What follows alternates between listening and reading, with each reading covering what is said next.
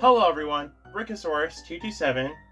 And Spider Avenger Miller here. Today, we are doing this sort of special collab to review the Dart Zone / Adventure Force Nexus Pro X. Instead of our usual review format, for just this review, we thought we'd switch things up by mixing our reviews on each of our channels.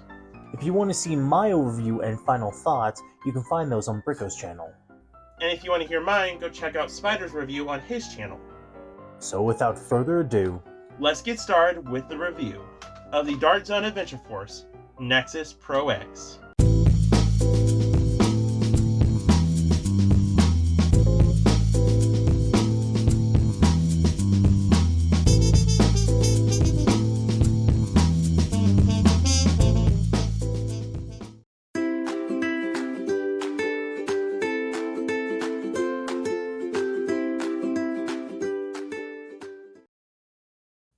Alrighty, let's get this thing open. So we have two short dart mags that seem to be very much higher quality. There is a stock that goes on the buffer tube. There is a scope. There's the blaster itself, safety glasses, darts, sight, P-car and B-car. There is a O-ring or D-ring, and there's an attachment to hold your P-car or B-car. Anyway, let's get this open. I'm excited to see what it looks like.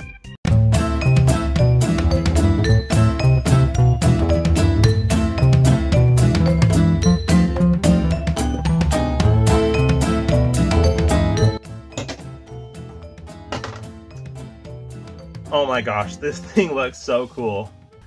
external overview of the blaster. Starting up at the front, I have the included P-car, and above it I do have the included scar muzzle.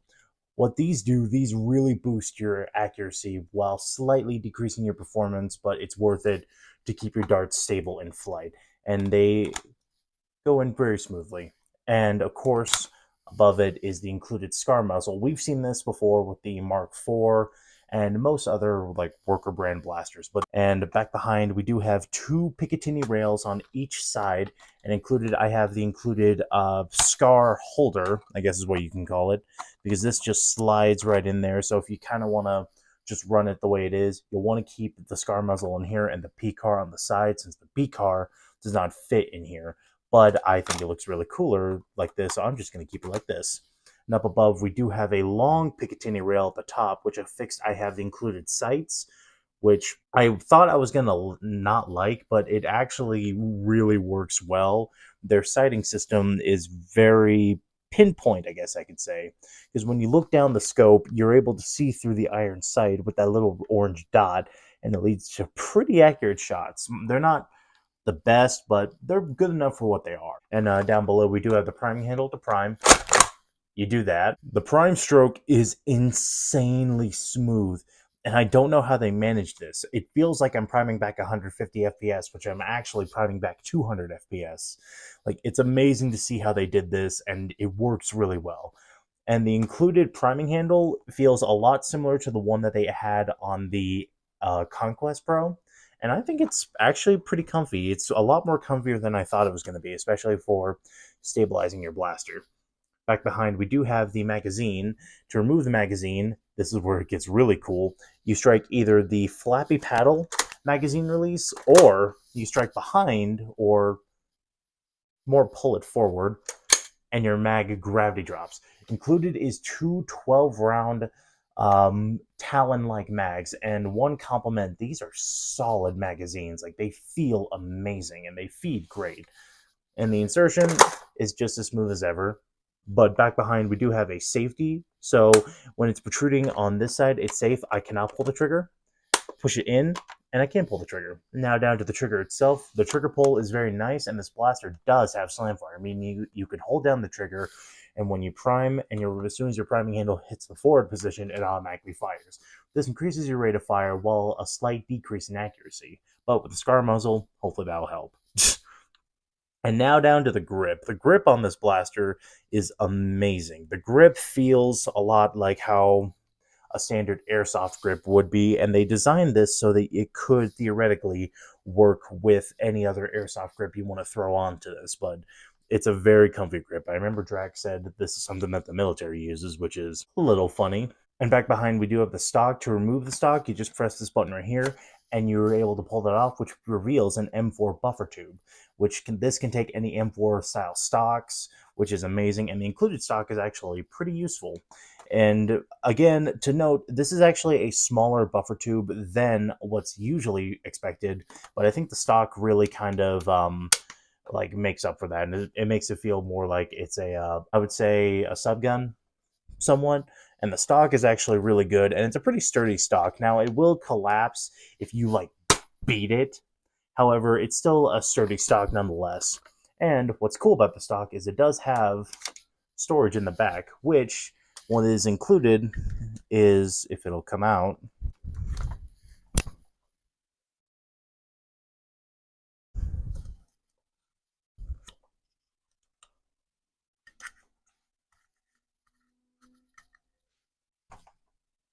thanks, buddy. And what comes included is a spare O-ring. And you can fit other stuff in here. You could fit tactical M&Ms. You could fit crackers, batteries. Well, actually, probably not batteries, but I think didn't I leave like a what did I leave in here?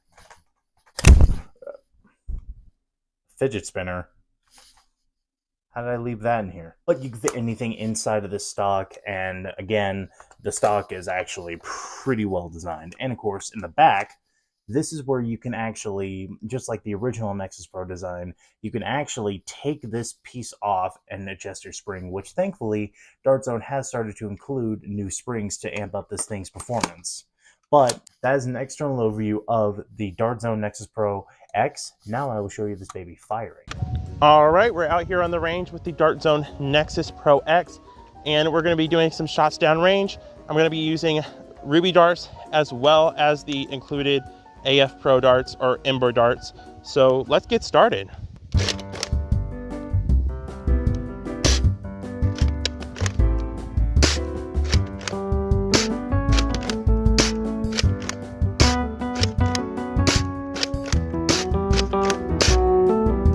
That is insanely good performance.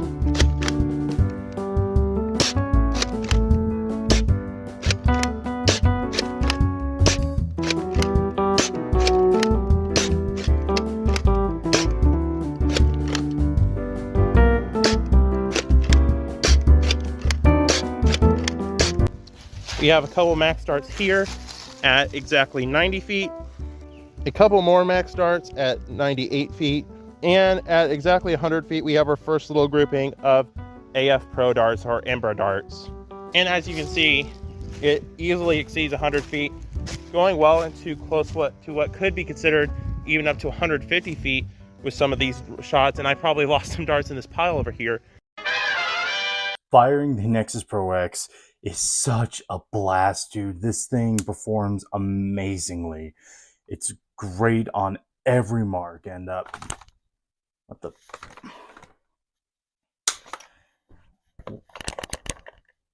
What's in here now? What the? Chocolate? Why is there chocolate in here? Of course, upon my firing demo, I have put a lot of rounds to this thing, and it is a very good performer. And that is evident in the chrono results. So I put this thing over my chronograph. With Ember darts, I got an average of about 200 feet per second, which is about what they averaged for the Ember darts. But then I also put Ruby darts over the chronograph, and I was getting an average of about 195 feet per second. But these darts were kind of inconsistent. These were not the most consistent because I was getting high shots of over 200 FPS, low like 185. So these were a little more inconsistent. And with X-Shot darts, I was getting an average of about 201 feet per second. And these were pretty consistent as well. And then a little something from Foam Quest, he tested Bamboo 2X darts and was getting an average of about 240 feet per second. I haven't tested that, but I want to because I've been meaning to get Bamboo 2X darts for a while, and if they perform like that out of the Nexus Pro X, sign me up.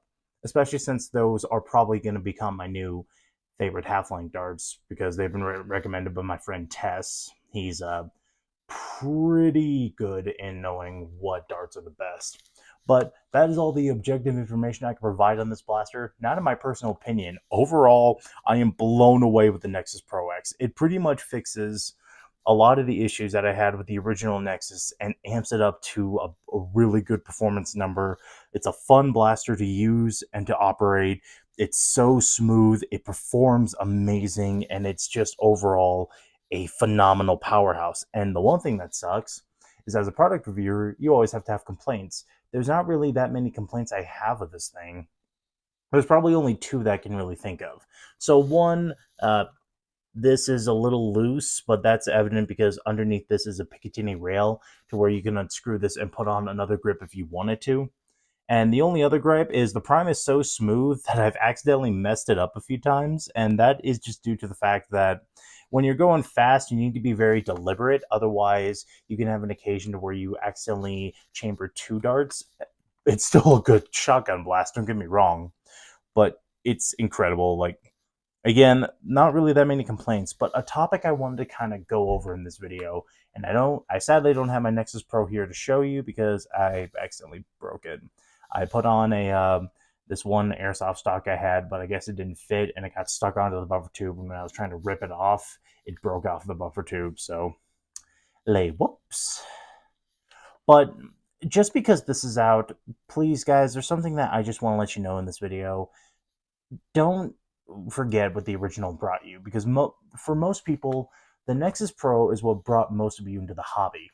And I've seen some people, or one in particular, who it completely forsakes his original Nexus just because this is out now. And while I do agree this is way better than the original Nexus Pro, it's not the best, like, when it comes to like 200 stock ranges. Like, there's so many other better blasters than this one. Like, I'm not trying to degrade this thing at all, but if you're really going for like performance and you want to get something a little better than this, the Worker Harrier or the Game Face Tryon is going to suit you better, because those blasters are built to be very competitive blasters and beautifully built, like hardcore internals. And again, I am not degrading this at all. I'm just saying, like, please don't forget what the original brought you. And just because this is out now, again, don't forget the memories you had with your original Nexus. There's people who are already comparing this to the original Nexus, but the problem is that's not really a fair blaster to compare it to, because the original Nexus,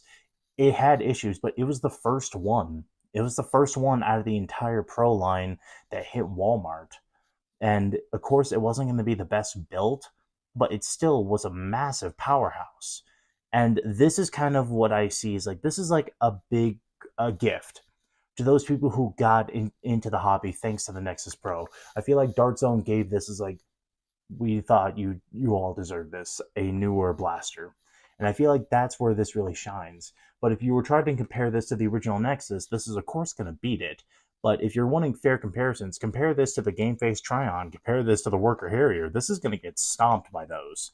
But that is not the point of this video. This is just to, of course, praise this thing because it is amazing. But last little message, don't forget what the original Nexus brought you. And please, don't be going out there and comparing this to the Nexus. Please.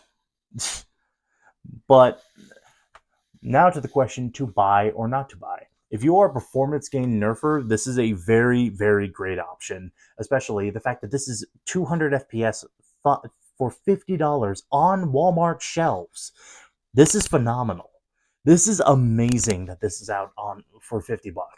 Especially since, again, the Worker Harrier is over $200. The Game Face Tryon is $70. This is $50, and you can go into Walmart and grab this. I have a lot of people who have already been like telling me that this is a great blaster. I even have a friend, my buddy Craze Chip. He loves this thing so much. He recently got it, and he loves it. My buddy, he apparently shot my buddy with it, and it gave him a welt. That's how powerful this thing is. But it's a really great performer. And again, it blows my mind. This is for $50, and it's 200 FPS off the shelf. It's amazing. Like, good job, Dart Zone. You guys did awesome on this blaster.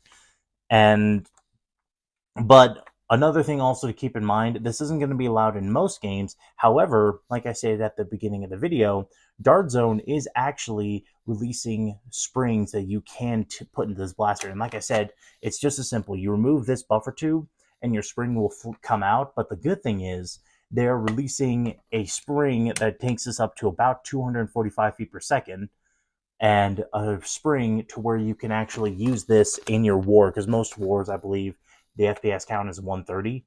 So once that spring comes out, you can definitely put it in this blaster and use this in that war, which is honestly a very great thing to do. But thank you guys so much for watching my video, and now one last thank you. Thank you guys so much for checking out this unique collab. We hope you enjoyed it. And we can't wait to see you in the next one. Bye-bye. My junk drawer, my junk drawer. So many things, I don't know what they're for, but I won't let it go, no, I will add more useless little things to my junk drawer.